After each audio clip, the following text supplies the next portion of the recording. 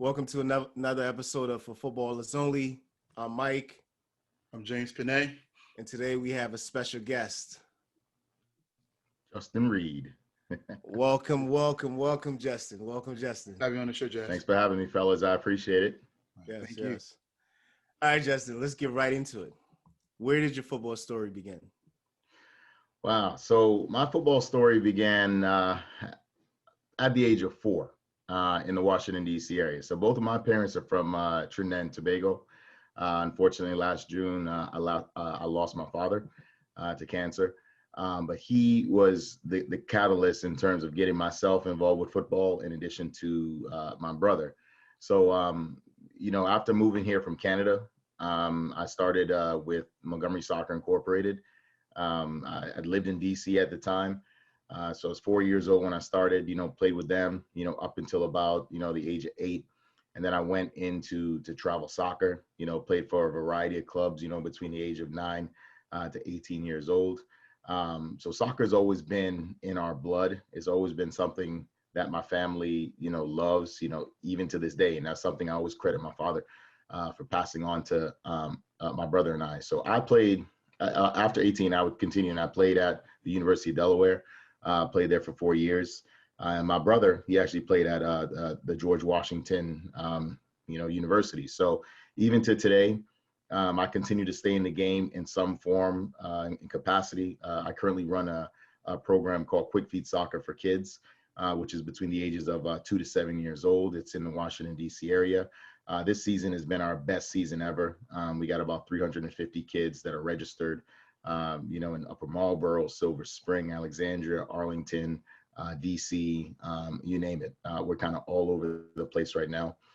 And in addition to Quick Feet Soccer for Kids, I also host a tournament with a partner, Glenn Goodwin, and he is with Future Soccer Club. And I don't know if you guys just heard the news, but Future just, their U18s, they just won the Dallas Cup, which is a prestigious tournament. So I'm very, very happy to collaborate with them. And it just kind of shows that, although we may be competitors in some way, shape, or form, we need to come together as soccer people and work together, So we're collaborating with the DC Cup that we're going to be running from July 2nd to the 5th.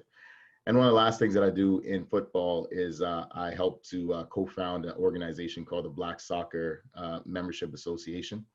And pretty much the main focus of that association is to bring Black coaches, administrators, referees, players together and just kind of give us a voice. It doesn't have to be the only voice, because there are other associations, Black run, associations who do things, and they may do things a little bit different, but I think we're all kind of headed towards the same goal. And that's we want to see advancement. I don't care too much to see equality because I know equality will never happen.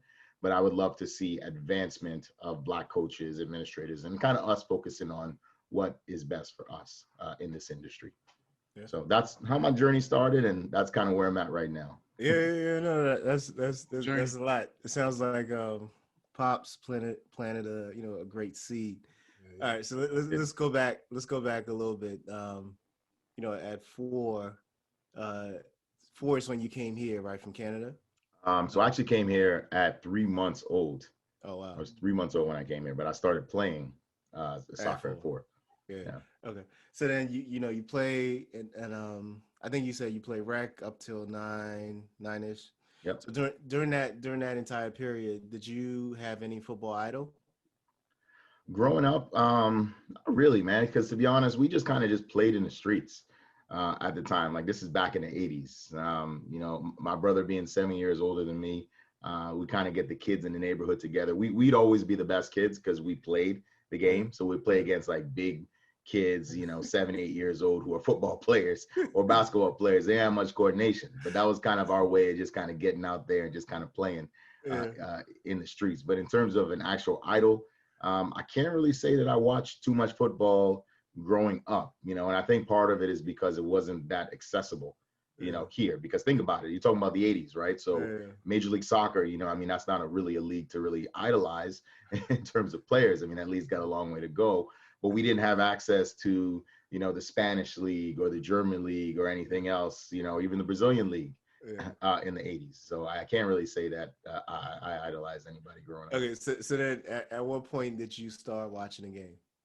I would say I started really watching the game around, it was 1994 for the World Cup. So I was 12 years old. And my dad and I, so we didn't go to any of the games, right? Because even though it was here in the U.S., but we would just sit and just kind of watch the Brazilians, So I would say by about 12, then I started to kind of look at players and said, wow, Romario, Bebeto, those guys played, in the 94 World Cup. Yeah. And they were great to watch. And then I think come 1998, we watched the 98 World Cup. Ronaldo, I think he played in that. Ronaldinho came, I believe, in 2002. So I would say the Brazilians were really the ones that, if there was a country of players that, I idolized, it was between the age of 12 and up.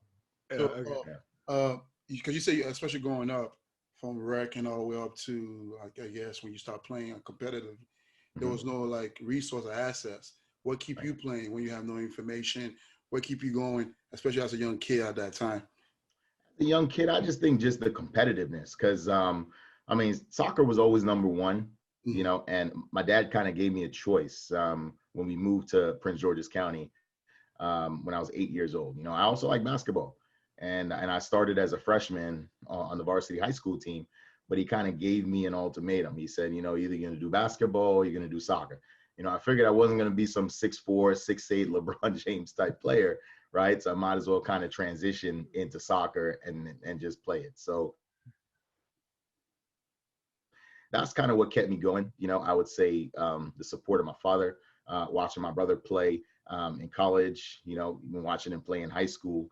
And then, of course, the competitive drive, playing travel soccer and then meeting, a lot of guys that look like me, and we were able to get out there and just kind of play and enjoy ourselves. Yeah. So, all right, let's go back to, you start watching the 94 World Cup, and then I take it your love for Brazil was partially influenced by your dad. Yes, it was. Yeah, so, it was. So, there's this thing, right? There's this thing where I'm sure you know this by now. Your dad talked about it. For Black folks, particularly Africans or Caribbeans, essentially, because for a long time, none of the African or Caribbean team made it, far, right? So the Reggae Boys or Trinidad or Nigeria, etc. I mean, I think it wasn't until the '92 Olympics when Nigeria won, but prior to that, they wouldn't go far. So everyone else, the next team that is close to heart is the Brazilian team. You know what I mean? Like everywhere. Like I've been to at least over 20 African countries, and everyone you would think Brazil is the national team. You know what I mean? Like right outside the national team.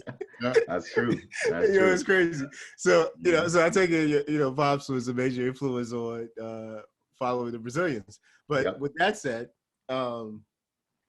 so the first question is, so you watched the 94 Brazilian team, you watched the 98 Brazilian team, you watched the 02 Brazilian, and 06. Let's go with those, those four teams, right? Which Brazilian team out of those four is the best team? I would say the team with Ronaldo. I think that was the best team. Well, Ronaldo was on all those teams. Yeah. Well, yeah. He wasn't on the 06. He wasn't on the 06. But I think when he was the peak. Yeah. 98 was when he was at 98 was when he was at his peak. Yeah. And that was a player right there, because I was a forward in high school. I transitioned to defense in college, but just watching him, really got me thinking, man, I would love to be fast and quick and strong. Just an unbelievable skill player. So from a individual standpoint, I think they really had a lot of good individual players, but they also were a team as well. So to answer your question is really, really hard, but I would say really the World Cup Brazilian team that stood out to me was that 98 team. 98? Yeah, okay. Even though they lost to France, I believe, right? They lost to Sudan, essentially. He won that World Cup. That was a hell of a squad, man. And Harry scored the first. Right. Yeah. I mean, yeah, but Hey man, all right, Zadar did, yeah. Anyway, that's another story. But they won, Mhm. you know, the in 2002. But okay, 2002, right? no, that '98 squad was. I mean, whew, you had the Nelson mm, Hmm. getting busy. You hmm know what I mean? Like, And he was sweet. I mean, my dad would always say, "How come what? he didn't start?" You yeah, know, like right. I think he was playing with like Real Betis. Yeah, yeah, I yeah, think yeah. it was No, his club team. you And my got. dad just said he kept saying, "Why didn't he start? Why wasn't he a starter?" When I he mean, came in, man, it just well, I mean, you woke up and you're yeah, like, no, but "Whoa." it was like it was tough because you know, they essentially had to move Rivaldo Hmm. Top. to you know to be able to put him in. But Yeah. no, I mean that yeah, that '98. I mean that's love right there. I mean Yeah. even that airport commercial. You know, like I don't know if you remember Hmm. when they come through the airport and you know to play the samba The song samba and the music juggling. and I Yeah. mean that's just juggling. love. You know, what I Yep. mean Yep. that's love. All right. So with that said, so all right. So your favorite Brazilian team is '98. That's official. Who are in your okay? So if you saw that, you know, you say you seen some of the interviews, so you know this question is coming. Yeah. But and you know that there's no right answer and no wrong answer, Hmm. and your brother is gonna get at you regardless of what you say because you're gonna say some things, you know what I mean, that the football community may not agree with. Right. So the question is, who's in your top 11 footballers of all time? Wow. Wow. Wow. So many quality players out there. So I mean, you want me to take them from position to position, or I can just kind of No. say You can just like you know what some people do is some people just top? say, Okay. you know, they're just gonna do Brazilians. That's how crazy it is, Right. right? Mostly Some people Brazilian. say I'm just gonna do 11 Brazilians. Uh-huh. Some people actually, you know, do whatever it is. But it's all up to you.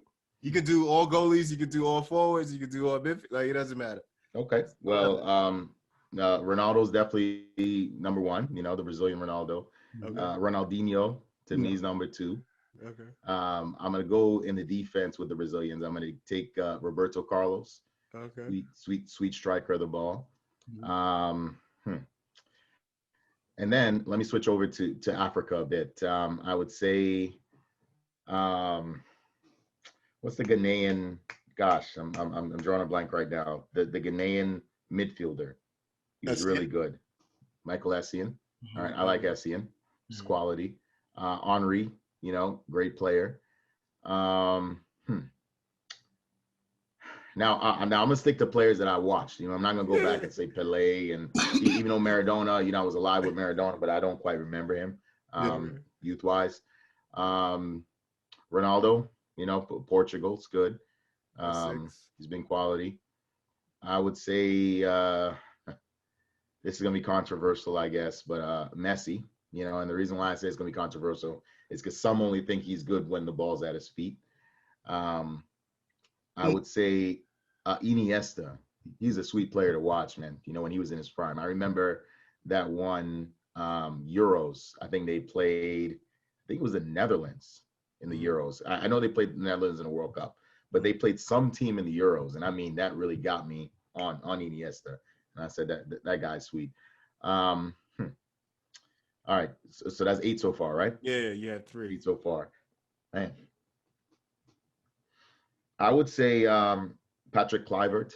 You know, I liked him as well. You know, good finisher of the ball. Mhm. Um, Zinedine Zidane. You know, I mean, even though I was cheering for the Brazilians back in '98, you know, I was still happy that France won. Yeah. You know, I was still happy, you know, because of him. Like, I just thought, you know, he's just a great midfielder. And the last person I would say is Andre Pirlo, to be honest. Okay. Slow, you know, but just his approach to the game, man.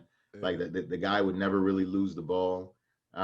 He's just sweet on the ball, you know. Yeah. So I mean, I would say those guys. I mean, mostly midfielders and forwards. Yeah. Um, No, that's a would be my tough. top guys. That's a tough list. Yeah. Yeah. Yeah. Um, yeah, I mean, of course, like you know, there's a number of ballers you didn't name, but it's a tough list. I mean, your brother's gonna get at you, I'm sure.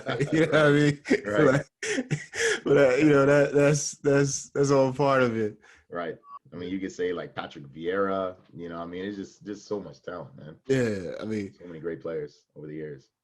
Yeah. Well, I mean, yeah. So you were kind of fair. You know, you named two from that '98 for French team, Henry and Zidane, Mm-hmm. and then you had like four from the Brazilian team. Mm-hmm. Yeah. So you know, it's a fair. So you said something about Messi. I mean, I know. I just want to bring that up. I'll try to let that go because so what was your comment? You said Messi was Well, I looking mean, good.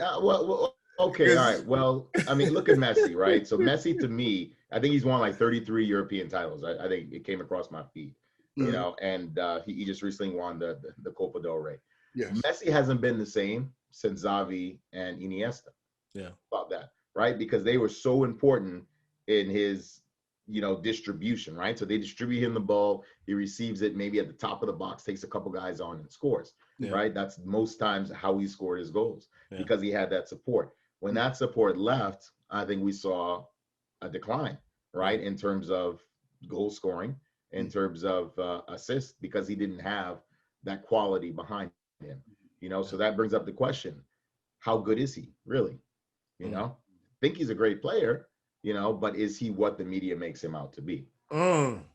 Talk that talk, Justin. I think that's the Talk question. that talk. Yeah. I mean, that's it. That's it. We have to cut. We have to like cut this whole piece out and put it out there. How good is Messi? How good is he? Yeah. No, I mean, like this is a. I mean, this is a big. If you talk to any of the folks from South America, for instance, and because the comparison is obvious, right? Everybody like to compare him to. First, they would say, "Oh, Maradona," and then Pele, but if you talk to folks from there, and this is always done by Europeans actually, or Americans, folks, but if you sit and actually chat with Brazilians or Argentinians, folks from even Colombians, it's a different. They're like, you can't be serious. You know what I mean? Like it's like there's tears to it, right? Right. That he's a great player, but the league that Maradona and Pele, like it's almost this. It's hard for you to touch. I keep saying the only person that may be able to touch this, may, especially as he get older, may actually be Zidane, given that he's won everything as a player, and dominant fashion, and then he's won 3 Champions Leagues in a row as a coach. Yeah, the only thing he hasn't won is, like I keep saying, if he goes to France and if he decides to be the French national coach, he wins that, and then he goes on to FIFA. Then he's in a league of his own. But right now, like it's if you really just sat down and study or even look at games and saw what Maradona did, both on the club level and the national level, and then you did the same with Pelé, it's kind of a hard argument to make. Yeah. It is. To compare Messi or even Cristiano to those two guys. They really, I mean, it's, but you really have to really study the game. You know what I mean? Because I get, like, to your point, if you don't really take a lot of time to study the game, the media, the narrative that's created will create this thing where Messi and Cristiano are 1 and 2, like they're the greatest, of all time. But even to that point as well, I think I agree with you. And what I'll add on to, I think Messi have no leadership, right? Especially playing on a team like Barcelona, you don't really see him especially as a leadership role. So I think to be a great player of all time, you got to have that leadership, like how Maradona did when he was playing. I agree. You have the whole team with him, and I don't think Messi can do that. That's why he struggled on a national level, because you don't have the leadership. Right, and think about that. I mean, didn't Messi quit the national team briefly? I mean, what great player does that? Just get up and say, hey, I'm not going to represent national, no matter what's going on behind the scenes. I mean, it can't really be something that bad going on behind the scenes for you to want to quit the national team, seeing that as something that's temporary. It's not your club. If it was your club and that was going on in Barcelona, whatever's happened in Argentina, then I can get that because they're with your club, 9-10 months out of the year. The national team, you'll probably, on any given year, you'll probably play about 6 or 7 games with them. and you're doing stuff on the break, So what makes you want to just quit your national team and just totally let down, an entire nation? And you're supposed to be this great player. Yeah. Doesn't make sense to me.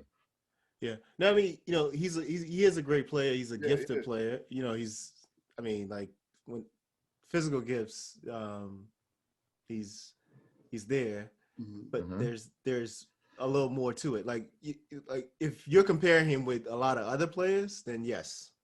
But once you bring in those two guys, I think the everything changes. Like, it's like you have to just spend a weekend and watch those guys, and also not just the like what they did on the field, but understand the context of things that's going on outside of the field and their performance in those games. That's true. You know what I mean? Like that's when you just be like, oh, this is like like when Maradona said it's the hand of God, like people don't really understand what that means. People think it's out like he's like saying this is justice. You know what I mean? Like because of the war. Like so it's like I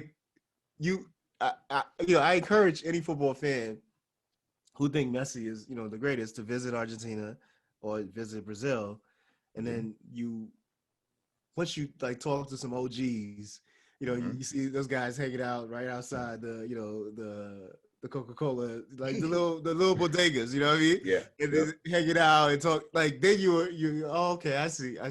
Then you get the truth. It's different because they're there. It's different. They're getting a totally different type of news. They're getting a totally different type of vibe. It's just a totally different feel. Yeah, it's different, man. Yeah. It's different. Now one quote I saw recently from Ronaldo.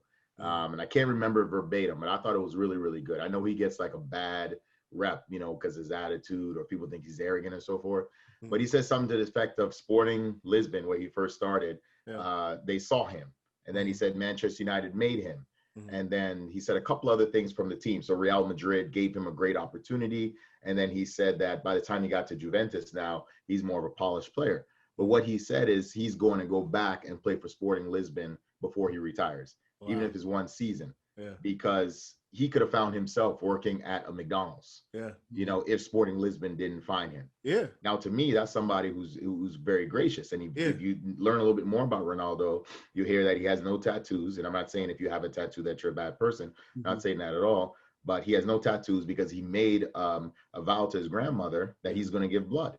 Yeah. So he wasn't going to get tattoos. He doesn't drink, doesn't do drugs. Yeah. He seems like he's of course, all the women like him and everything, but now I guess he's married and he's got 3 kids with now 1 woman. Not saying he's not doing some other stuff on the side, but I mean, he seems like he's a good father and a good person. Yeah, I mean, Messi is as well. Like Messi is as well. Yeah. I mean, Messi is like, Messi is he's amazing. Like he's a quiet guy. He just goes about his business, loves his kids, and his wife and so forth. But just to hear Ronaldo say that was kind of a fresh of it was great to hear, a breath of fresh air, because a lot of these players, what they want to do, some of them, not all of them, want to go to Major League Soccer, and kind of get their last paycheck. Like Ashley Cole said, I'm just going to LA just to chill at the beach. I'm not really going to go play for Major League Soccer.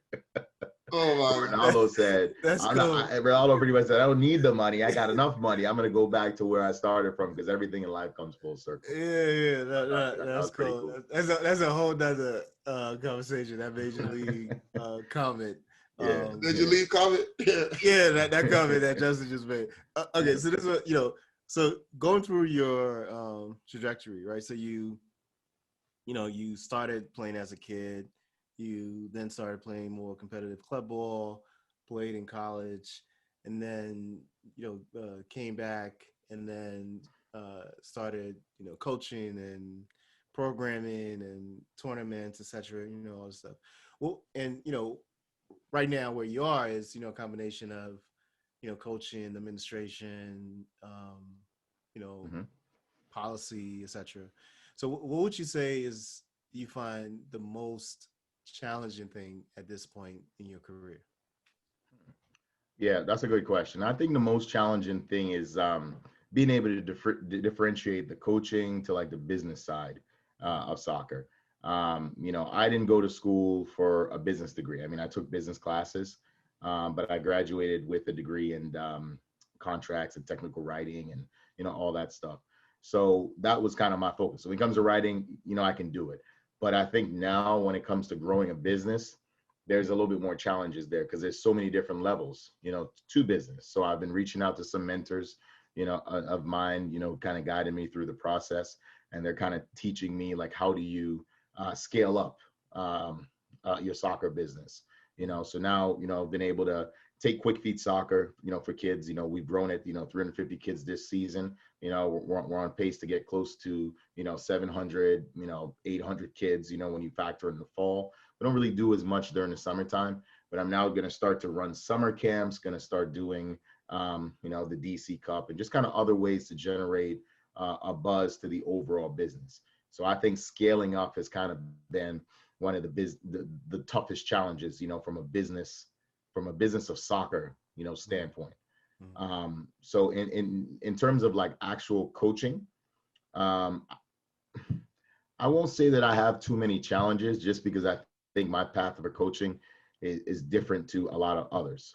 I know a lot of Black coaches, so say they're involved with, the college game, for example, and say they've been assistants for a while. Maybe their challenge would be trying to get that head coaching role. But that's not necessarily what my challenge is, because my, business of soccer has kind of switched in the sense where I'm not really focusing on the next license, right? Like I don't really need my D or my C or my B or my A license for what I'm doing. So that's not a challenge that I face, So from a coaching standpoint, I really don't think I have too many challenges ahead of me. I just think kind of more from the business of soccer end. That's what the challenges are. So, so with that said, what is the challenge in scaling? Is it, getting more kids involved in the game? Is it, developing more programming to, accommodate and to accommodate the more kids? Is it the kids that you currently have? There's a disconnect between what, the development process that you're trying to implement. Like which one of those things, or it could be something else actually. Yeah, so I mean, I would say it's something else. I'd say it's more in line of the coaches, like maintaining the quality. When I first started, Quick Feet Soccer for Kids, that was started 14 years ago. And I kind of did it on a whim. I didn't want to work a 9 to 5. I was working at this like healthcare office, and I was doing that, literally from 9 to 5, and it was like data entry, and I was getting paid next to nothing. And I was just like, I don't want this to be my life. So I was fortunate to get the support of my parents in terms of saying, okay, well, we sent you off to college. We had to pay part of your, college tuition in order to get you graduated, but we will support you in your next step. So they supported me in terms of launching my business and so forth. So so anytime you have a business, it's your baby, and there's nobody else that's going to treat your business the way that you treat it. They're not going to put in the amount of time. Like sometimes I find myself putting in 12 to 14-hour days, nighttime sitting here working.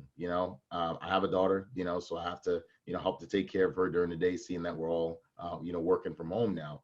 So, I got to make sure she's taken care of, and I got to make sure, at nighttime that I can catch up with emails. I got to catch up with a lot of things just because it's my business, and I have to make sure that my customers are satisfied in order to keep my retention. So the challenge now is finding those coaches that will understand what the Quick Feet Soccer for Kids expectation is. When we do our exercises, I don't like to call it drills. I like to call them activities or exercises for the kids.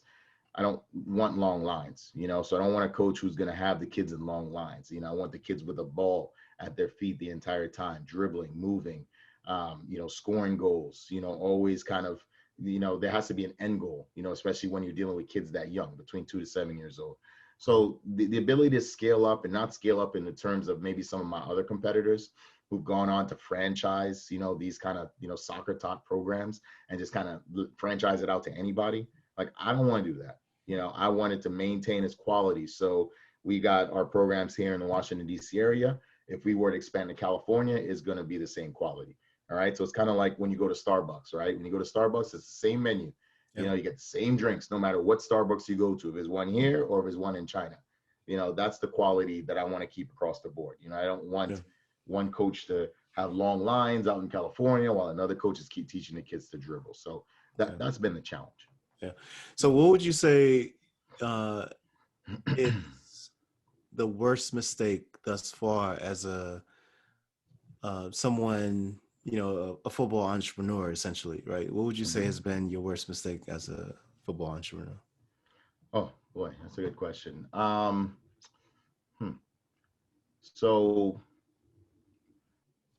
my worst mistake, I would say, would come in line of, you know, kind of staying on the line of coaching and the hiring process. There was one time I had hired like a handful of coaches, and they didn't fit the character as kind of what I expected them to fit, you know, for the organization. But I was so eager to hire them because I needed, you know, a coach, you know, to fill the position. But I didn't go through the proper steps. You know, everything in life has steps. So, you know, I didn't do the interview process. I just kind of just threw them out there, you know, only to find out that these same coaches ended up missing, you know, 2 to 3 practices in a row. And I ended up having to refund the parents back all their money, you know, and I ended up being like $4,000 or $5,000, you know, in like one class for 8 weeks. I had to give all the parents back their money because of this coach, you know, so I ended up losing a lot of money. I lost that location. You know, of course, you know, that coach, I don't, you know, those coaches, I don't stay in touch with at all anymore, just because they kind of showed their true character as far as who they were. But yeah, so I think that was the biggest mistake, just kind of rushing through things. Like, again, everything has steps, and nothing needs to be rushed, especially when it's your business, right? When it's your business, you have to take your time and you got to find the right people, you know, so that's a mistake that I made. Yeah. So, like, with your organization right now currently, if as a parent, right, what is the expectation, especially for parents, if I'm bringing the kids, what should I expect my kids to be gaining from your organization? Yeah, good question. So our mantra is have fun, learn soccer, and it's really that simple. We want parents who are going to be there and supportive of their children. And I always let the parents know from the get-go, look, we're not going to have the next Cristiano Ronaldo tomorrow. All right. Soccer is a sport that your kid may not even end up liking, you know, 10, 15 years from now. But the thing is, we help to give them that foundation, and we help to give them an opportunity to be active and to see if they like something. Maybe they may move on and they may do ballet, or they may move on and do, you know, basketball or football, but at least we provided them with that foundation. So we don't try to, you know, like the saying goes, we want to over deliver under promise, right? I mean, is that correct? Right. So, I mean, we don't want it to be the opposite. Okay. Where we're like giving all these parents all these expectations and kind of what to expect. And then when the time comes, you know, we under deliver, you know, so we just let the parents know that, you know, this is the foundation. This is your kid's first kick. You know, our organization is called Quick Feet, but this is the kid's first kick and a good opportunity to be in an organized setting. And then we'll see what happens from there. And you know, what would you say, like, normally how long do parents, like, your program goes up to what age? 7 years old, and then we'll move them on to the local clubs. But I also just recently launched a program called I helped to co-found this. It's called the North America Caribbean Training Method, so NACTM Soccer Academy. And that's really for kids who are between the ages of 8 to 18 years old, but kids who have now transitioned to teams. This way they can continue to come back to us in terms of kind of helping them, you know, with whatever they need help on, if it's improving their juggling, improving their striking of the ball, their finishing, their passing, and so forth. But Quick Feet Soccer for kids does that goes up to 7 years old. Yeah. So okay, actually that's an interesting model. So Quick Feet starts at 3 or birth, you know, 2 to 7. 2 to 7, and then they age out and go play. If they're still interested, they may go play with another club. But then they always have this new programming that you've developed from 8 to 18 that they can come back for additional developmental activities, right? Right, correct. So we stay in their life in some way, shape, Yeah. or form. Yeah. Mhm. What? So given that, um, you know, like how are you uh, educating parents that the development process, like you know, you're doing the development for the football development, right? So you starting at 3 or 2 and then going on, and even if they go to clubs and they come back, you're still doing football development. But how are you doing the parent development so that they understand that this is a long game and all the things that are needed to have them stick with it essentially and encourage their kids? So, I mean, we have a pyramid that we show the parents, just kind of saying, okay, well, quick feet soccer for kids is the starting line. All right. The kids will stay in the program for 5 years, so within a duration of 5 years, they'll do 10 seasons, right? So the spring and the fall. And of course, they have the option for the summer. Now, this is just a once a week. There's no competition. There's no games. The kids will compete against each other in the class, but we keep no scores. I mean, we don't care about that. We just want the kids to, again, go back to our mantra, and that's have fun and to learn soccer. So we let them know that that's kind of stage one. And then stage two would be now the transition. So by the time the kid hits 7, some of them may need to go into a recreational program because they're not quite there yet. They may not have the basic skills, ability to dribble the ball and keep it close to your feet, dribble at all different speeds, change of direction, be able to turn with the ball. All right. So if those kids aren't ready for that, then we would suggest to the parents, hey, here's a recreational program that you can consider. The kids who are ready now to transition into the club scene, to play travel soccer, which does happen. Some of those kids might leave us a little earlier. They might leave us around 6 years old. We may transition them to club so that they can get acclimated with some 7 and 8 year olds in the under 9. But we explain to the parents, look, after you leave Quick Feed, it's kind of crazy out there. The youth soccer world is kind of crazy out there. You're going to meet parents of all different backgrounds, all different income levels, all different understandings, so we try to let them know, manage your child's career, and you just kind of focus in on that. Don't be that parent that kind of bounces from team to team to team, because it's kind of like a kid bouncing from house to house to house, right? I mean, if you are a child and you are from like, army parents, every 2 years, you're going to be living in another state. Probably every year you're going to be living in another state. Well, it's the same thing with a club. You don't want to bounce from club to club to club to club just because you're unhappy, because the coach said something to your kid, or the coach isn't, teaching the kid this or teaching that, or, your kid's not getting a lot of playing time. Well, if the kid's not getting a lot of playing time, then invest in your kid getting like personal training or, small group training to help that kid, maybe talk to the coach, get an evaluation, so the kid knows what to work on and to improve. But don't be so quick to pull the trigger and say, hey, I'm taking my kid from this club and I'm going to move on to another one. So I try to, educate the parents on kind of what to expect out there, because I have done it as a player. I've coached at, the U9, U8, all the way up to U18, levels as well. So I'm familiar with the youth soccer landscape, but I try to let the parents know, look, don't fall victim to what's out there, because it is really screwed up. The youth soccer landscape in the United States is really screwed up from a parental development standpoint. Stay calm, manage your child's, soccer career. Yeah. And what's the feedback or the response you get when you? It's always pretty good. It's always very good, because they thank me, and they just don't thank me at that point in time of talking to them when a kid ate Quick Feet, but they also thank me, 5-6 years into it, when a kid is U15, U16. And that's part of the reason why we started the NACTM program, because I want to know how these kids are doing. Although Quick Feet's been around for 14 years, there's been many, many times I don't know what kids are doing, if they're still playing or not. There was one kid I just brought back to Quick Feet, and I hired him. He's going to be going off to college, but he was a part of that U18 team that won the Dallas Cup from Future. He started with Quick Feet when he was 4. So I know what he's doing, right? Yeah. I know what he's up to, but I don't know what a lot of the other kids are up to. So that's part of the reason why that program continued. And that way I can continue to educate the parents. And I always keep, an open door policy. Even though we have an office number for Quick Feet Soccer for Kids, I do give the parents, when their kids age out, I give them my cell number. And I always tell them, look, if you have any questions about the process, just give me a call. I'm always going to give you an unbiased point of view, because yes, I'm a trainer. Yes, I'm a coach as well, but I'm no longer in the youth soccer club scene, so I can give you an honest assessment, So yeah. And I mean, a lot of parents like that. Yeah. No, I mean, you're doing a great job. It's something that needs to, we need more of it, right? Like, so everyone knows this is something I talk about all the time. I think parent development goes hand in hand with, soccer, football development, right? The skill development, the technical, everything we're doing with the kid.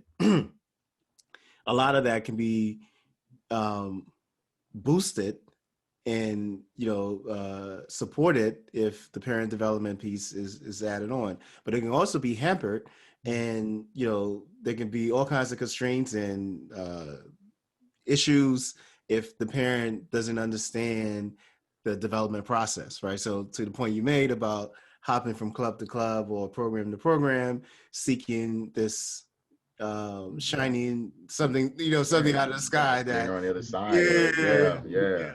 And then, at the end of the day, the kid end up losing because their development growth gets stagnated. They also don't, when you're constantly jumping, they also don't build the relationships, even just from a, an emotional level, right?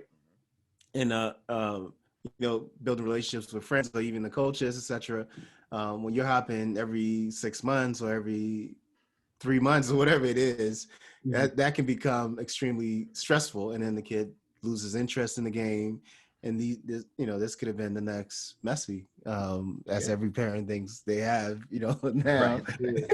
So it could have really been the next Messi, but but yeah, no, I mean, I think parent development is a huge piece, and I think for the so it's great that you're doing this work. It's something we do as well.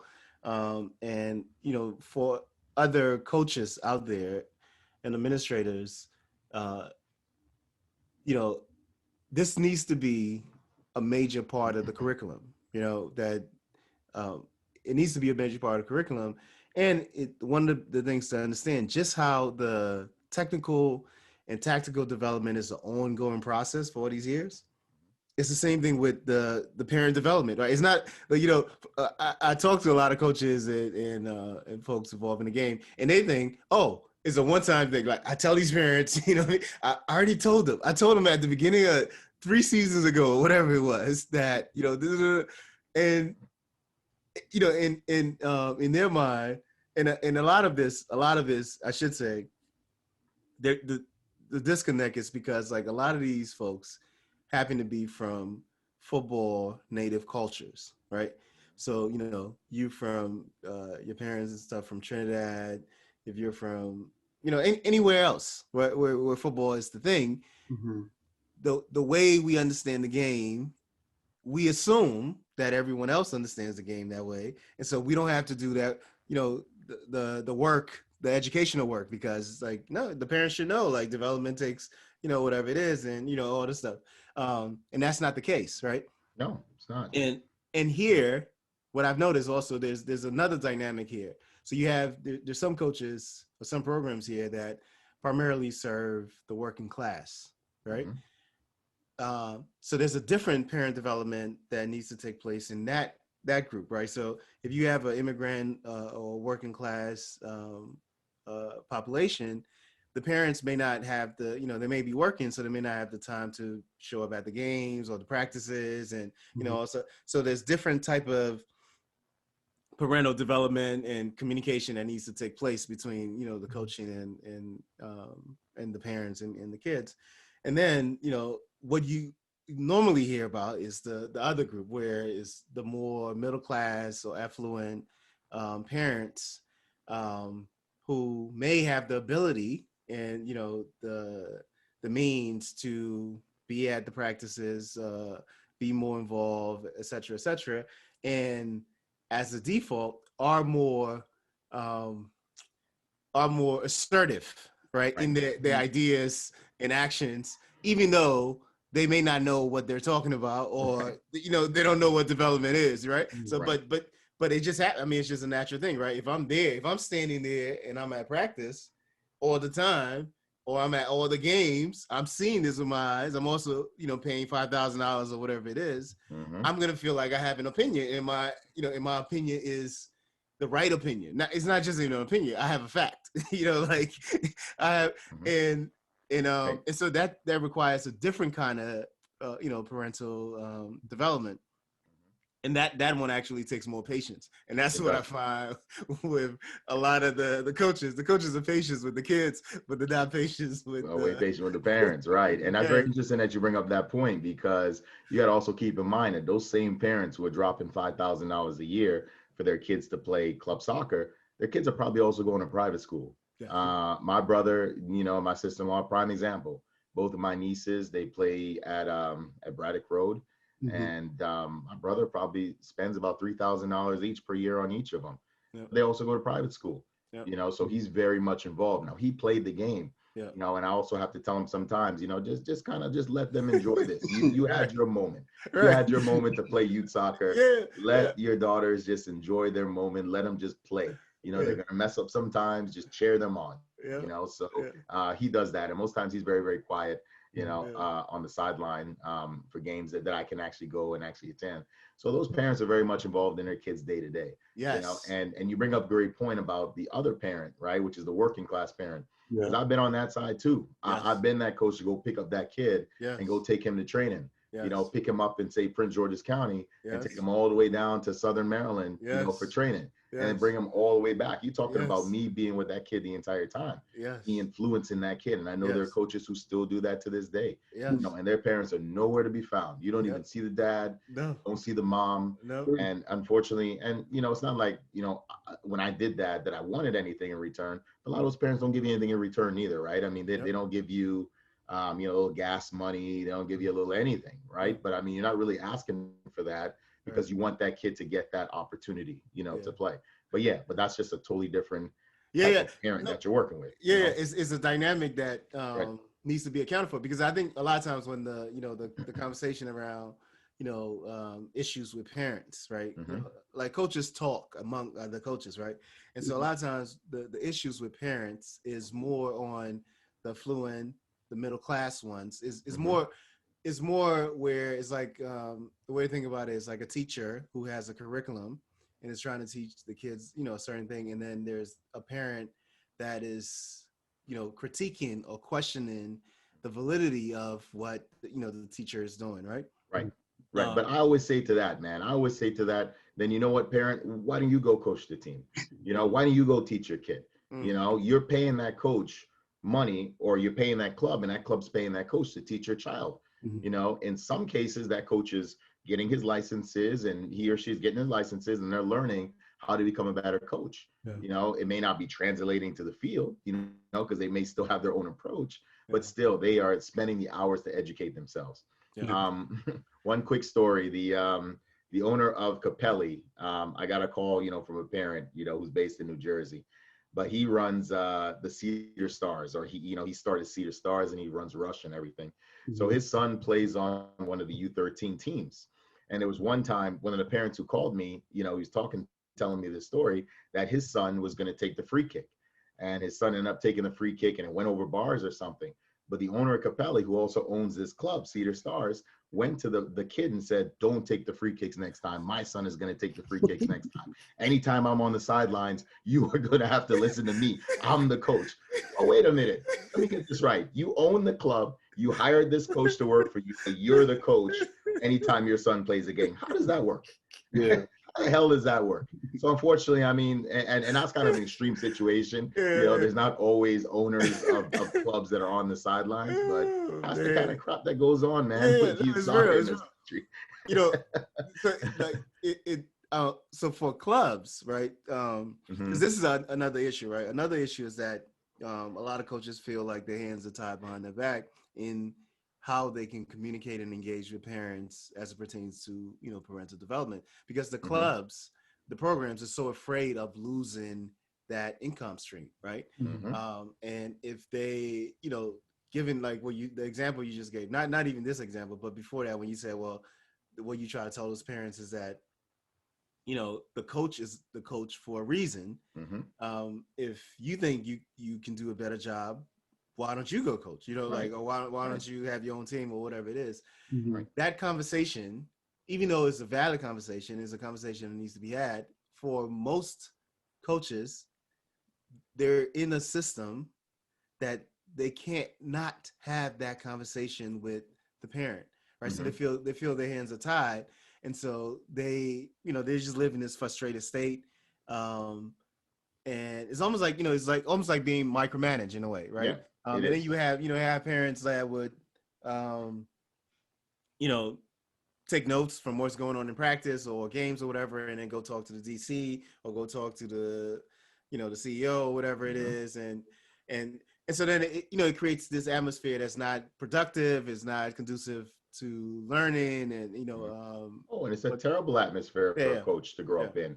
I mean, there was this one time I was coaching this club in Bowie, Bowie Soccer United. It was a U13 team. This was probably like 10, 12 years ago. But I'll never forget the treasurer at the end of one practice. He came up to me and he said, "Oh, you're making $250 an hour." Like, he calculated everything I made, right? How much I made that season. And then he broke it down by the hours because he was a treasurer. And he decided to take that out on me, I think, because his son wasn't playing or didn't get enough playing time or something like that. So it's all types of shit that they do, man, in order to hold it against a coach. I mean, it's so ridiculous. And I would never forget this one time in Virginia Beach. I was just filling in for a coach, for the Herndon Soccer Club. And one of the parents, or two of the parents across on the other sideline, here they are, they're business owners and everything like that. So it was an early morning game, and the kids weren't playing well. And I really didn't know the kids, right? I'm filling in for this coach.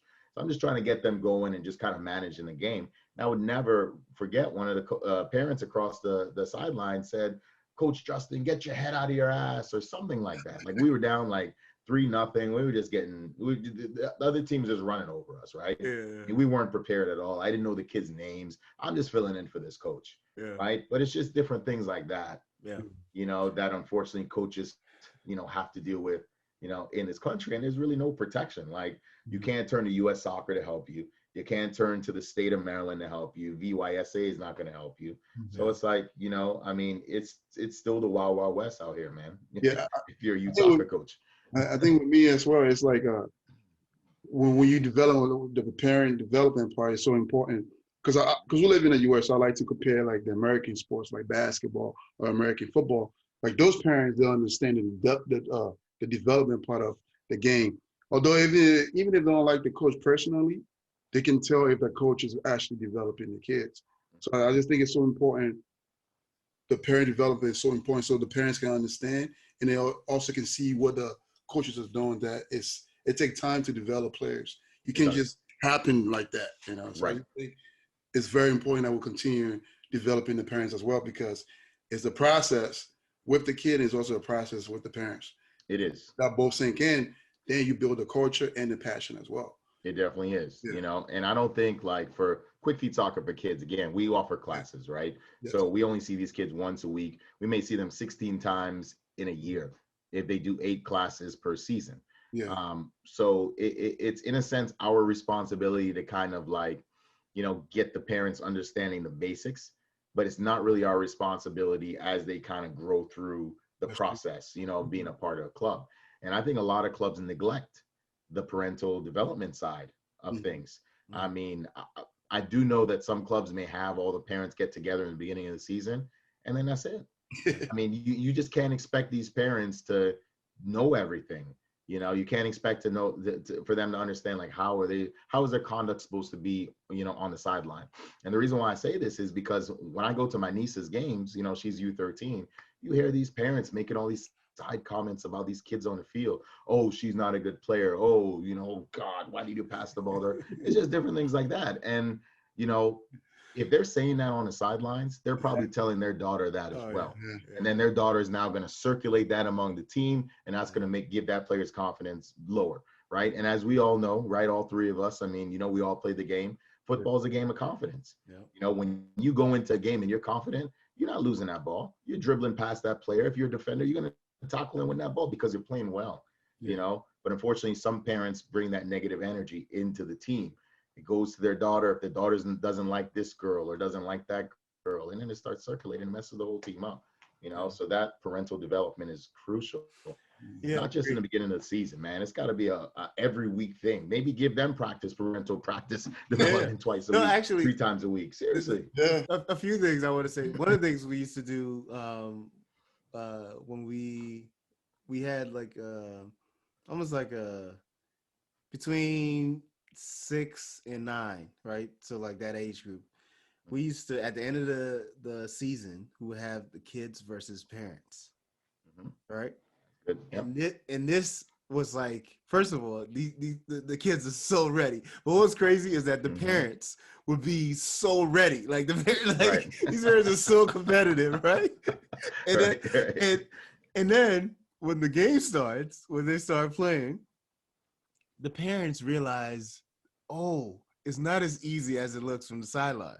Do you know what I mean? Like my kid, like my kids was trying to hit the ball, they hit it or whatever. Normally when the parents on the sideline, like, oh, they're yelling at the kid, and stuff. Right. Now that they have to do it, they have to control the ball. And, all of a sudden they're falling, like falling down, can't dribble. And then it's crystallized to them how difficult this is and how impressive the improvements that kids have made from when they started to where they are now, right? So that that piece that's an important piece where getting the parents to understand that this is, especially if they have to play, they really do understand it, because for a lot of us, once you hit a certain age, you're not even trying to walk before I even say before I even say run. People are just trying to sit down and relax.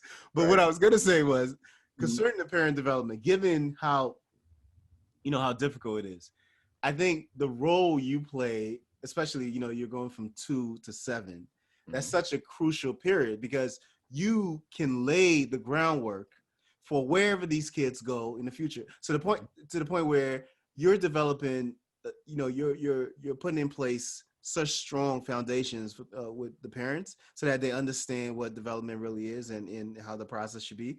So when they go to clubs, wherever they go at 8, 9, 10, et cetera, they're coming with these expectations that they can then manage and even help. They may, because some programs are not, some programs are stated development, is what I call stated development, right? So like, everything says, oh, we develop players and do this, et cetera. But that's like, that's not what they do, And it's not their fault. Like, I don't blame anyone for the lack of development in the US, right? Because I think it's a feedback loop system, right? Is, the programs are reacting to the expectations of the parents are reacting to the fact that they're paying, this money, and so they want to see something. So the programs figure, oh, we just have to win, and so put the strong player, the fast player, oh, we just score, and we do that until they hit 16, 17, and they haven't developed. Now everybody's strong and tall and fast, but nobody can control the ball or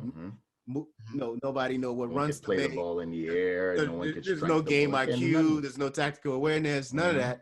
And now I'm 17, and so then I can't compete with anybody. I can't compete with any of the clubs or the kids in Brazil or Nigeria or London. None of that. So then it's just it. I thought I was hot, but obviously I'm not. You know what I mean? So, but by then it's too late. Yeah. Right. Yeah. So it's a vicious feedback loop, but I still feel like we can chip away at it by doing the work that we're doing. And even with the 300 parents, so let's just say that you have the season, if those 300 parents continue and it multiplies to 600, 800, etc., that's a huge crop, right? That when they eventually go off, maybe 200 of those will go off to clubs or whatever it is. That's a huge group, and they will come in understanding that, no, this is a long game, and we need to focus on actually developing and give the coaches and the programs the time and the resources and support that's needed so that these players can truly develop and not just win games and win the what did Bigo say? Win the U9 World Cup. Right. Like I still like Bigo, that was so hilarious. Like we need to do. I'm gonna find a like someone who does comic and do like a comic rendering of the U9 World Cup and just pass this out to like because that's what it feels like, you know what I mean? Like if like folks act like, like it's everything, like winning is everything, so yeah. So I just want to say, like for you to, really, I commend what you're doing. And I want you to continue to do it. And, because the more parents are developed early, that would continue if their kids decide to pursue the game, that would definitely continue, Definitely will. And, you'd asked me a question earlier about one of the mistakes I made. And, you just kind of triggered something there in my mind as something to remember. I had launched a club. It was called the Quick Feet Soccer Club. And I launched that back in 2012 or something around that time. And it only lasted about 2 or 3 years. And the mistake I made was I brought parents onto the board. That was my biggest mistake. And those parents who came onto the board kind of collaborated because all they wanted to do was win. They didn't care about development. They wanted their kid to feel great, after a Sunday game or after a Saturday game, so they can go talk to their friends during the week and say, hey, I won this game, I scored this goal. Didn't matter how they played. They just wanted to win. Yeah. So we were developing players and we were moving kids up from the soccer class and we were kind of transitioning them into the Quick Feet Soccer Club. And we were doing well. Like, one season we went like 9-1, scored a bunch of goals. This was like in the Central Maryland small-sided league. And then the next season, we ended up losing like 3 of the top players. So we ended up going like 1-10 the next season, and that was it. The whole thing collapsed because the parent mentality again. You got to win. They want their kids to win. They're paying money, so they expect their kids to win. They don't care about the development. They don't care that if the team declines, that just means that okay, well, we can't get any worse. Record-wise in the way we're playing. Forget the record, just the way we're playing. We could only go up from here. The patience. Unfortunately, there are some parents who don't understand that patience. So that was kind of made up of the folks who kind of joined the board. And that was kind of one of the biggest mistakes that I've made. So anybody who starts a soccer club, do not add any parents to your board. That's one mistake I made. Do not add any parents to your board.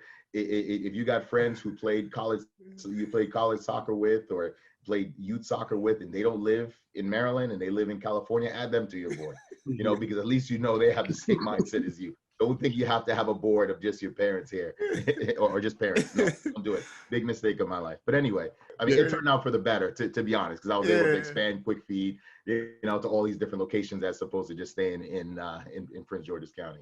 So, a question for you, right? So with the development part of the kids, is it a local club issue or is it the federation, the U.S. Federation issue? Yeah, man. I think it's a state issue. We can't rely on U.S. Soccer. I mean, U.S. Soccer loves the pay-to-play model because that's how they generate their income. If you ever look at the revenues of U.S. Soccer does about $158 million a year. And remember, they're a nonprofit, but most of their money comes from sponsorship, right? So about 52% of it. Some comes from coaching education. Some comes from dues. They have like 8 or 9 revenue streams, but the dues that the kids pay is something like $7 or $8 per kid. Well, think about it. There's 3 million kids registered under U.S. Youth Soccer, over 3 million kids. That doesn't include the kids in AYSO. That doesn't include the kids in U.S. Soccer. So just take that 3 million. Imagine each of those 3 million kids paying $7 a year just for this so-called insurance. That's $24 million, right? That they're generating alone. Some goes to the state and then some goes to U.S. Soccer. That's what U.S. Soccer cares about.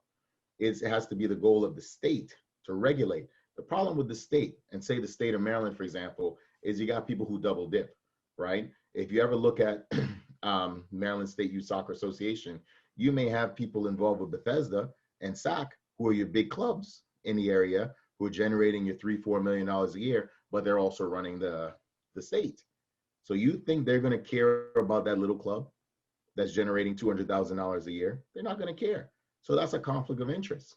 So until MSYSA and the state start kicking those folks out and not allowing those folks, right, to be involved with the governing of soccer in the state is when you might see some change, but you're never going to see change when you have a conflict of interest.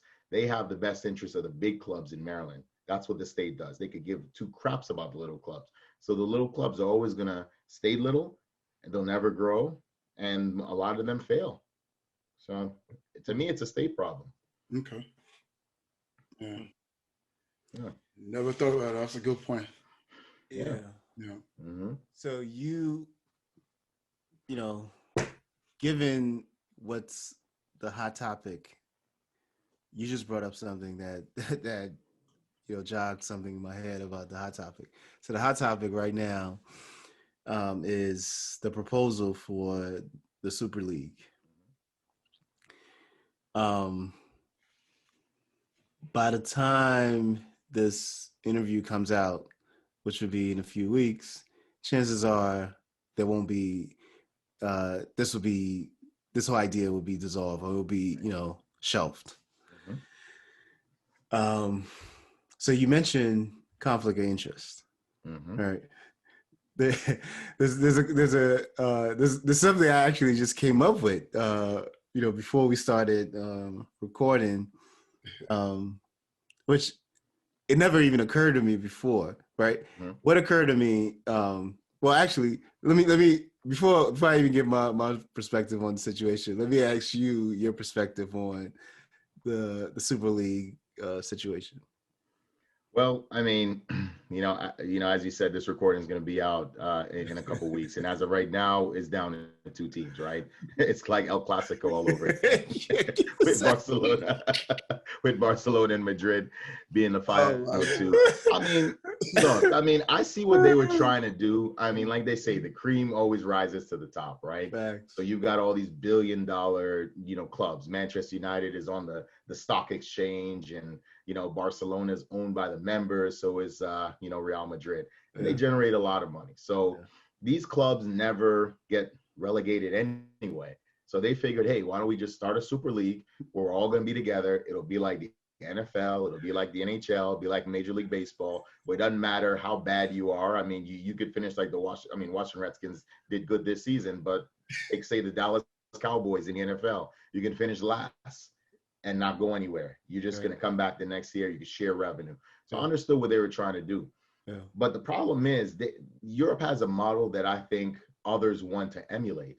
It's just they're afraid to emulate, because of the financial reasons, right? So the fact that, say, Germany, even though, none of the German clubs got involved with the Super League, but you can go to Germany, you could play down to Division 7 or 8 or something. And those Division 7, 8 clubs can actually move up. Even if you started a club in a pub and give yourself an opportunity, this is like a local club that people can actually get behind. There's solidarity payments that pass hands, right? So if a Division 8 player from Germany is excelling and he's good enough to play in the Bundesliga, then that player could be bought by, Bayern Munich or whatever. To me, I think that's a great model because it kind of, circulates the money and it kind of gives clubs an opportunity that they don't have the money of, your Real Madrids or your Barcelonas, in order to move up, but they can stay somewhat sustainable, so it's just kind of, it's kind of strange because, people, I think, do look to Europe with the promotion relegation, and this Super League was just going to totally take that away, and it was just going to pretty much be, again, like the NFL and like, Major League Baseball. So, again, I see what they were trying to do, but I just don't think it's really needed just because people do emulate, La Liga and the Premier League and, the Championship League and all that stuff. So. Yeah. Okay. So I have, there's so much I have to say about this, but what you just brought up, I think that's a great point about, the relegation aspect of most of, the leagues in, outside of America, essentially, right? So outside of American sports, in most countries, there's this relegation aspect that, goes up and down. And to my understanding, at no point was the Super League going to have any impact on the relegation aspect. It would, the whole idea was that all the teams that were still in the EPL will still have the EPL structure and it can still relegate, etc. The only difference would be the Super League that has these, mega, mega teams that when any of these teams finish lower than sixth place, it's national news. Matter of fact, when they're lower than sixth place during the season, not at the end of the season, right? Mm-hmm. During the season, if any of these things are at sixth place, the coach gets fired. Yep. Yeah. Right. So Jose Mourinho, right? I mean, didn't he just get fired from Spurs? Yeah. Like Tuchel just came into Chelsea, right? Chelsea, like this. Every single one of them. For me, so that's the first thing I wanted to say was that the whole idea of relegation was still gonna still stay in place in the Bundesliga, Serie A, La Liga, etc. It's just that these mega teams were gonna be in the Super League where there won't be relegation because they do not relegate. It's not even a concept. Before it even starts to by the time they start getting to 7, the coaches get fired. They start bringing in new players. It's not even. That's the first dishonesty for me that I was noticing about people who claim to know football and follow football and all this stuff and really the way it was done, which I think is the unique aspect of this, is that what was done was UEFA and the major media outlets, so Sky Sports, etc., push this narrative that this is gonna hurt football. This is a war on football, right? This is like completely against everything football stands for. This is going to destroy competition. This is all this stuff, right? And for a while, I was kind of like, especially like watching all the football personalities on Sky Sports and talk. I was trying to figure this out. I was like, what I would think these guys would know better. They'll truly they'll have an understanding. But then, it actually clicked to me today when I was talking to James. I was like, oh, I see what this is. So here it is from a business aspect, right? And then we can go into, so the argument from the narrative they created that this is going to destroy competition. This is, you're supposed to play and the best you win and this and that, et cetera, right? Okay. Every one of these teams, the 12 teams originally that was in there are in their leagues, in Serie A and in La Liga is 1 and 2, right? Yep. And in the English league, all of those are in the top 6. I mean, and then Champions League. Matter of fact, I'm not even before it converted into Champions League, but it's always been like the European Cup, right? So from 1956 to now, there's only outside of those 12 teams, there's only been 12 other teams that's even won the cup. Right. It's always those teams. It was like 99 trophies between those 12 teams. It's always those teams. Right. It's always those teams.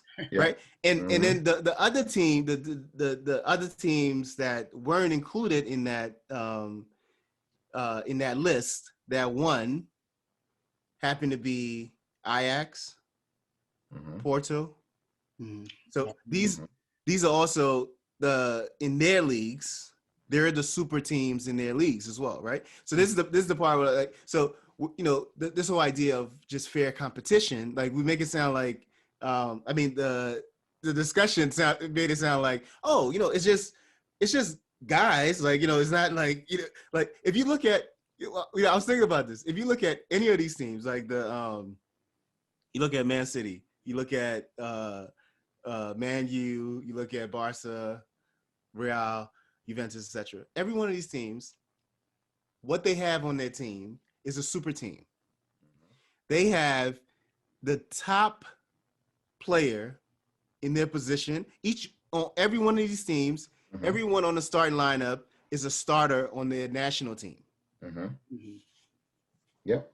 Like it's not even a question, right? Right. Like the guys who don't start on the national team are on Everton, on you know, Aston Villa. Or, you know, they may not even get a call to the national team, right? But on these teams, they're all the stars, right? Starters, and if you go country specific, you go to Spain. Between Barca and Real Madrid, I think they have like 7 of the starters on the Spanish national team. You know what I mean? Right. Like, and then if you go to England, those 6 teams or whatever it is, like all the starters are right there. Like they're all on Man U, Man City, like they're all there. Right. So there's no competition anyway. Yeah. That's the point, right? But this narrative was created, right? The narrative was created that, oh no, this is going to destroy competition. This is going to destroy the league. When even the EPL, like, you know, every now and then, you know, Leicester City might slip through the cracks or something. And you saw how big of a deal that was, right? Like everyone, because it was a big deal, right? But did that happen the next year? No. Did it happen the year after? Was like, 5 years ago? Yeah, they shut that down. Like that. I mean, is Man City leading the way now? Man City is going to lead the way for a while. Yeah. And plus, I kind of add what you're saying. Look at how many of those 12 teams have been in situations where there was no financial fair play. You know, on top of that, right? Then UEFA would fine them for financial fair play, you know, because they had the amount of money to go get players. I think Chelsea got in a situation. Barcelona's been in situations. Every single one of them. So the competition, there's really no competition in the first place, right? So I totally agree with you. UEFA's narrative, it was again, UEFA and FIFA in one corner to try to monopolize everything because they figured, hey, these 12 clubs are leaving, you know, and we're gonna now lose money. So we're gonna say, hey, you guys are not allowed to play in the World Cup. That's my point. So here's what I came up with. Here's what I came up with, right? So I was like, because I was trying to figure out like why, you know, ex-ballers, Roy Kane, like, you know, all these guys. Ferdinand came out. All these guys on Sky Sport, like, you know, they're all there talking. I was trying to figure. Came out. I'm trying to figure out why. And so then I was like, oh, I get it. Here's what it is. Right now, you know, there's a contract, right? So there's a contract with EPL. So think about it this way. Say EPL has a $100 million contract for the season with Sky Sports. Well, when the Super League starts, all these teams that the reason people watch the EPL anyways is to see, you know, these ballers on these teams. Outside of the die-hard. See, this is the part where I think they're not being honest about, right? Now, if I'm from you know, like a small town in England, right? In my town, like if I'm from Burley, like in my town has a team, right? And I've been a diehard, like you said, we started this team in the pubs, etc. You know, we built it up, etc. And this team is now in the English Premier League. I'm watching this team, right? If I'm in Singapore, I'm not interested in Burley. I'm interested in Man City, Man United, Liverpool, Chelsea. Those are the teams I'm trying to see. So Burley is cool and it's good, but Burley is not why folks is watching the EPL. Right. You don't see people walking around with Burnley jerseys. Now, if I'm from Burley, if I'm from that city, yeah, I'm repping that, you know, that hard. And you know, we want our boys to win. Like, you know, we want these lads to do their thing, etc. And hopefully they may get a win here, they may get a point here, and then move up. And it's entertaining, and that's good. But the real interest, the worldwide interest for European football does not come from these small clubs. Right. even the players on these small clubs, as soon as they get the opportunity, they jump to these bigger clubs. Right? Okay. So here's the thing: when you have the EPL with this $100 million broadcasting contract with Sky Sports, but then the Super League starts, right? So then you take these 6 teams out of the EPL, and now they're in the Super League, and the Super League said, well, no, we need our contract, because this is what everyone wants to see anyway. Our contract needs to be $500 million. So now Sky Sports have 2 contracts to broadcast that $100 million that nobody's watching, because all the top teams are no longer there, and now the $500 million that everyone's watching, right? So there's a financial piece there that none of these guys are being honest about when they're making these broadcast narratives about this is a war on football, this is this and that. Like, and because when I first, when it first started, the first thing I said, I was like, well, I was like, I get the money aspect, like it's fine to say the money, but if we're going to talk about just from a pure competitive standpoint, why do we have the Champions League and it's only for European teams? Why not have like if it's champions, because the idea behind the Champions League is, and the way it's sold to the world is, these are the best clubs competing against each other, right? Yep. And then the winner, the person, the final one wins. Well, if that's really our goal, to really push football globally and, really true competition, why aren't we having, first of all, England shouldn't have 6 place, whatever spots. It should be 2. Like, it should be every major league should have 2 spots. Yeah, 2 spots. The winner and the second runner up, right? And then we open this up to all the major leagues, right? So Latin America, like Africa, the entire American block, the entire African block, the entire Asian block, etc. All the blocks, right? And you can and the thing is, this is gonna be even, like, for me, I'm like, this would be so much better for football, because not only would it open the pot to where everyone can see the true talent that exists around the world, right? So now when you have all the American teams playing each other, right? So we're talking from Canada, from the MLS to the Brazilian league, like all league, Peruvian league, all of that, right? Like all of them playing each other, and then the best 4 or whatever it is are the ones that go to the semis, and then you do the same with Africa, etc. Then when you have Real Madrid playing Flamengo. Now, I mean, like, can you imagine? Can you imagine that? Right. Like, Mike, but currently, don't FIFA running the FIFA World Cup kind of does something like that. Yeah. Yeah, but it's like, that's not what it is. Like, first of all, what they do is, they just take like the best team, like whoever finishes best in MLS will play against like whoever finishes best in like some Australian league. Yeah. And those games, like, it's not even a thing. It's not like, the thing right now is the Champions League, and because it's marketed and sold as the best competition, right? So if we're saying like now, if like, FIFA like, and the other part of this is like the demands on these players' bodies, right? So, like if the Super League were to exist while these teams are still in their native leagues, these guys would be playing like 5 games, for like a week. 4 games. You know what I mean? Not even including like the international. Not even getting like the 72 hours you need to recover your body. Yeah. Like it'll be crazy, right? Yeah. So what I'm saying, like. So like, I just think it's interesting, like how the media really in FIFA and UEFA was able to control the narrative and really have folks thinking that, oh, this is like gonna destroy football. Yeah. And this is so different than what's going on right now in the first place. You know what I mean? Right. Like, what is it like right now? The top teams have, every one of the top teams have either some billionaire financier family, a lot of Americans, some sheik family, or Russians, or, yeah.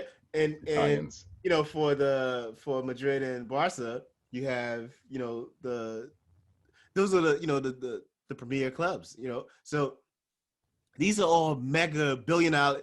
Each one of these are $1 billion industries. I mean, like entities. Right. So I mean, they're sold on a stock exchange. I mean, yeah, you can get some Juventus stock. Yep. You know, Manchester United stock. United, And they're public entities. Yeah. Yeah. And to add on that, I think the frustration, especially somewhere like in England, where those people are worrying about like the followers, the supporters, or even the lower clubs, is if you get rid of those top 6 players, right, the revenue changed for those clubs, right? So when you move into the Super League, then there's no revenue for those teams to thrive and survive. So that's where the frustration will come in. I don't think it's more of now the competitive issue. I think no, but that's what was said. Yeah. So that's my point. My point is like, but I think honest. The honest. Yeah, I'm not talking about. I'm agreeing with you, but I'm just saying the frustration for the people. No, but that's not what was said. The what was said, even with even when you would show, when Sky Sports would show the protesters outside Chelsea or outside Man City or whatever it is, what no one was talking about the money, right? Everyone is talking about this is going to destroy football, the competition, this and that, etc. It was all competition. So that's why I said, if it's really about competition, let's have all these international clubs compete. Right? So that's the first thing, if it's really about competition. But it's like, right. I don't think it's not. Right, but I mean, the Champions League did say they were going to expand to 36 teams. Yes.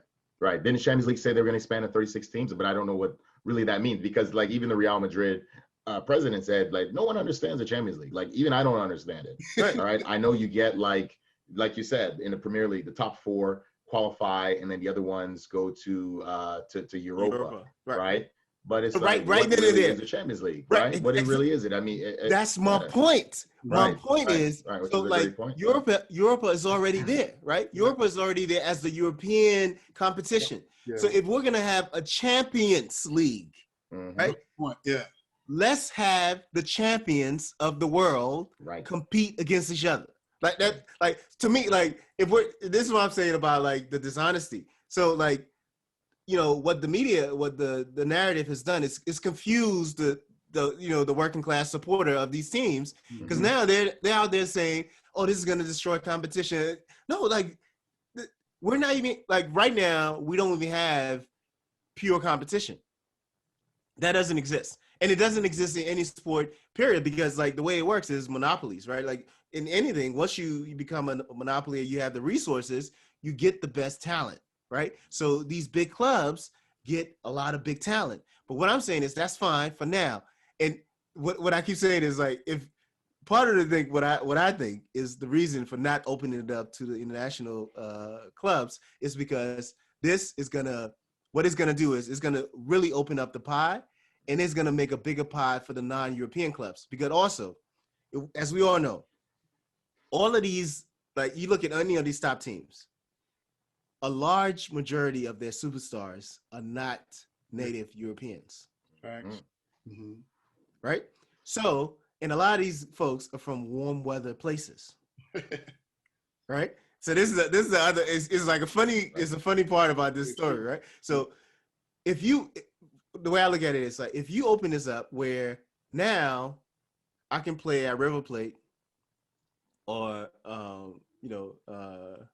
don't know, Flamingo, and still get like international, like of course if I'm playing at River Plate, I'm getting national views in Argentina and in South America and stuff. But now I can become an international star because I'm playing and everybody can see me. The reason we know all these European stars is because this is what we see all the time on all the media platforms, right? It was marketed, was marketed to us, So now if we have like a true Champions League where if I win, and so I'm at River Plate, I'm balling out and I win.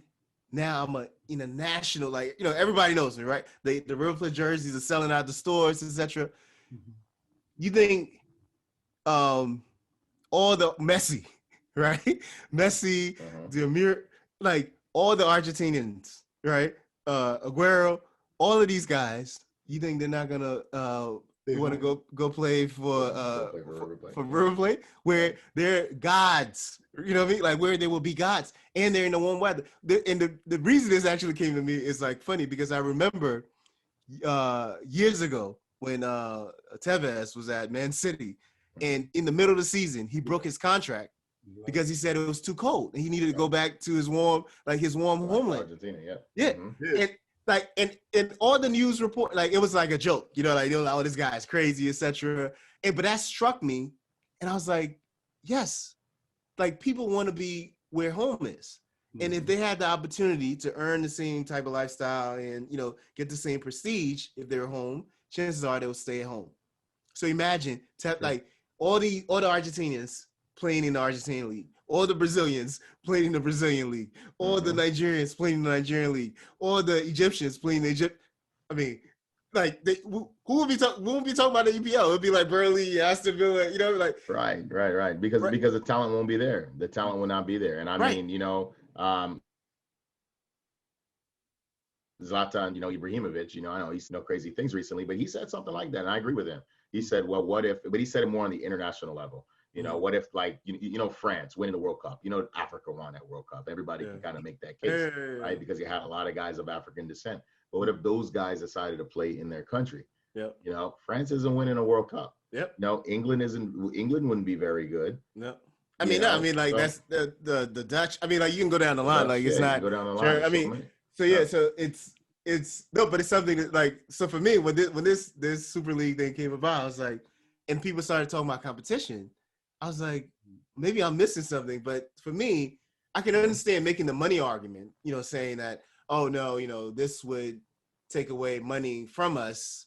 But don't like let's keep it like let's just draw the line and not make this discussion about competition because that's not what this is. Even in this current state, you know what I mean? Like even in this current state, the winners of the Champions League, you know, maybe 70% are these 12 teams. Right. And then the other, you know, 30% are the teams that weren't a part of the 12 teams that they were going to invite, like Ajax, you know what I mean? Like, so, like, you know what I mean? Like, so, like, I'm not sure I understand, you know, this argument, but yeah, so it's just something. Yeah, I think it's interesting, man. The power of media. It is, man. Media is a very, very powerful tool. You know, you saw all these folks, all these fans at Chelsea and Liverpool say, "Oh, you know, forget Dan Kroenke of Arsenal and F him and Kroenke out and this, that, and the other, Abramovich out." You know, so they made it feel as though it was the fans that made that happen. You know, which I don't think it was the fans that that made that decision. Where all these teams started to pull out. You know, it goes back to, you know, again, that narrative, you know, that you mentioned. So, the media is a powerful tool, man. You're definitely right. Wow. Yeah, man. You know, it's been a pleasure. You know, one of the things I should say about you is that you know, another piece about for football is only, I mean, I think I told you this, is that, you know, it's important for us to give folks their flowers while they can smell them, you know, and we meaning, you know, just as a group, period, footballers or men, whatever group you want to do, we don't do that enough in acknowledging folks while they can actually you know, appreciate the acknowledgement. You know, it's usually at the funeral or, you know, like it's like when somebody's not even around, you know, like, oh yeah, you know, Justin's like, he's official. Like, yo, why can't you tell this guy, you know? Like, told him when he was alive. Wait till he's, you know, in a casket and ready to go 6 feet under. Yes, indeed. And so, you know, that's a big piece of because there's, you know, the thing is, we know that there's a lot of folks doing great work, you know, like be it on the coaching side, be it on the playing side, be it, you know, advocacy, policy, programming, administration, etc. But like everything, only a select few again, this is the narrative creation. Mm-hmm. So only a select few get acknowledged, right, and get pushed in the media or whatever it is, and everybody think, and so then folks get this skew view of, oh, if I think football in America or football in DC or whatever it is, those are the people, and then it creates this like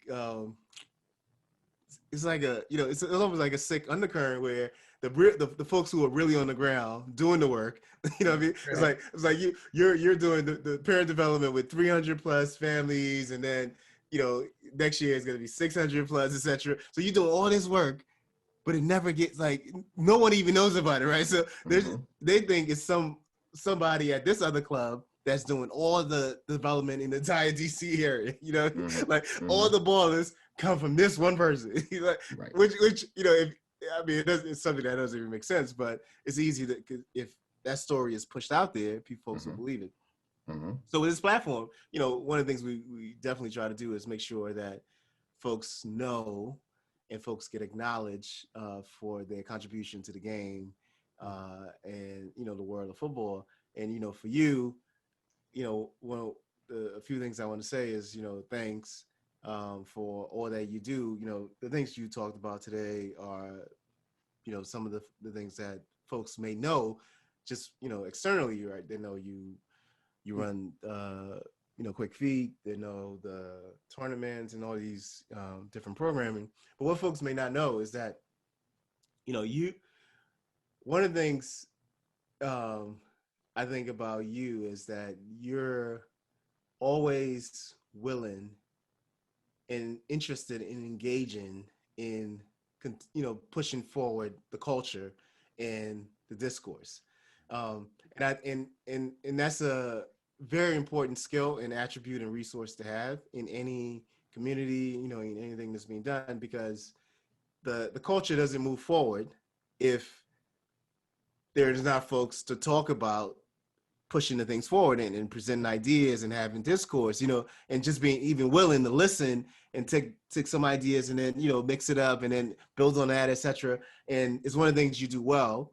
You're always in, we're in all these different group chats and forums and stuff. And I think it's something you should be acknowledged for and definitely appreciated as, being one of the, what I would consider like a thought leader in